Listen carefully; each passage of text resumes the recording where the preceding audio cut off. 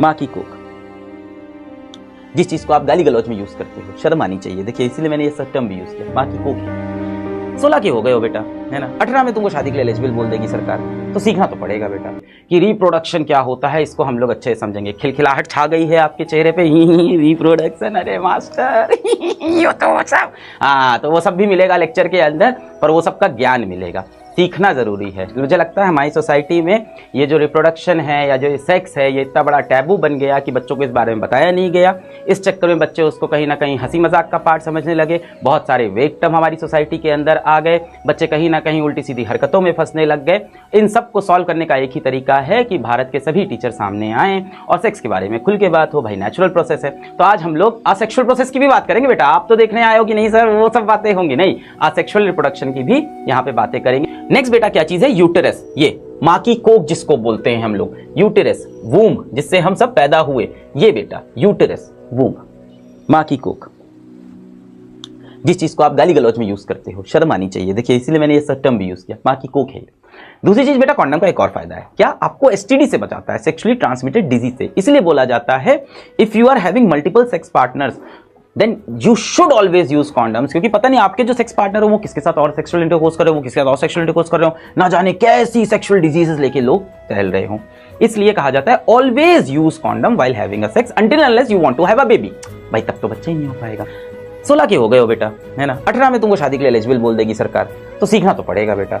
और बिना सीखे इधर उधर जाके कर लो, इससे अच्छा सीख के करो भाई। कहीं ना कहीं तो कभी ना कभी गलती तुमसे हो जाएगी। मैं कितना भी सिखाऊं, एक दिन आप बड़े होगे, मम्मी पापा को बताओगे नहीं, छुपाओगे, तो कम से कम ये सीख लो। इसलिए मैं बोल रहा हूं कि कभी कहीं गलती से कुछ हो भी गया, वैसे तो कोशिश करो ना हो, मतलब वो तुम्हारी मर्जी, वो फिलोसफिकल क्वेश्चन, कभी कुछ हो भी गया तो बेटा प्लीज यूज कॉन्डम्स। और मैं ये इसलिए नहीं कह रहा हूं कि प्रेग्नेंट नहीं होना है, वो तो नहीं होना है। सोचो अभी तुमने, मान लो तुम लोग का कहीं प्यार मोहब्बत हुआ और सेक्स हो गया और सोचो प्रेग्नेंट हो गया, अरे यार कितनी बड़ी प्रॉब्लम जीवन, कितनी बड़ी। दूसरी चीज बेटा सबसे इंपॉर्टेंट, एसटीडी से बचना है, सेक्सुअल डिजीज से बचना है। बाकी मैं ज्ञान नहीं दूंगा, मैं बस आपको बता रहा हूं। एक चीज और सुनो, रिप्रोडक्शन बेटा एसेंशियल लाइफ प्रोसेस नहीं है। अभी आपने चैप्टर पढ़ा था लाइफ प्रोसेस, वहां पे आपने क्या पढ़ा था?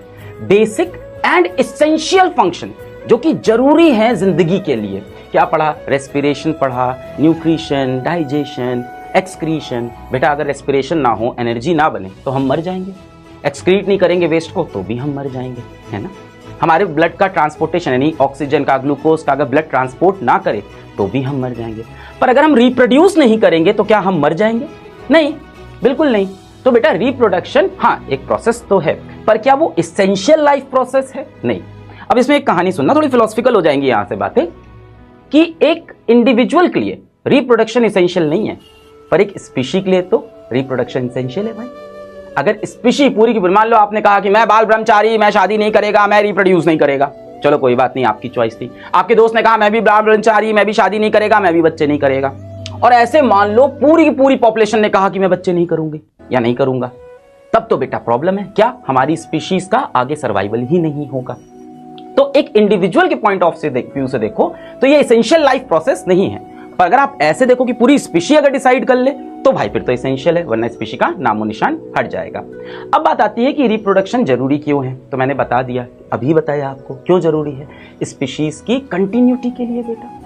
मान लो जो इंसान पैदा हुआ है वो मरेगा, ये तो श्योर है कि जो भी पैदा हुआ है वो इंसान क्या हो जाएगा? मर जाएगा। अब अगर आप रिप्रोड्यूस नहीं करोगे तो पॉपुलेशन में स्टेबिलिटी नहीं रहेगी। भाई हम लोग पैदा हुए हैं, मान लो करोड़ों लोग हैं, करोड़ों लोग धीमे धीमे धीमे मर जाएंगे। पर अगर ये करोड़ों लोग रिप्रोड्यूस नहीं किए तो पॉपुलेशन लगातार क्या होगी बेटा? घटती जाएगी। तो पॉपुलेशन में कोई स्टेबिलिटी नहीं रहेगी। तो रिप्रोडक्शन क्यों जरूरी है बेटा? ताकि पॉपुलेशन क्या रहे? स्टेबल। बात समझ में आ गई कि जितने भी लिविंग ऑर्गेनिजम्स हैं बेटा उनकी कभी ना कभी डेथ होगी। अगर वो रिप्रोड्यूस नहीं करेंगे तो डेथ होती जाएगी और उस ऑर्गेनिज्म की, उस स्पीशीज की पॉपुलेशन क्या होगी? धीमे धीमे धीमे घटती चली जाएगी। इसीलिए रिप्रोड्यूस करना जरूरी है।